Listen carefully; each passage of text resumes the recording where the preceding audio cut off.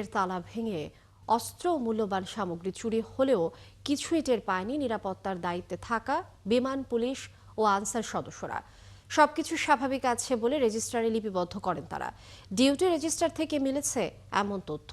এদিকে অস্ত্র গোলা বারুদ চুরি ধামা চাপা দিতে সময় ক্ষেপণের কৌশল নেওয়ার অভিযোগ উঠেছে বিমানের বিরুদ্ধে।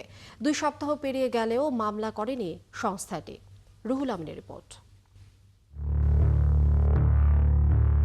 27 অক্টোবর বিকেল 4টা থেকে 28 অক্টোবর ভোররাত যেন বিমানবন্দরের কার্গো ভিলেজের এক অন্ধকার অধ্যায়। কোনোভাবেই যার রহস্যের জট খুলছে না।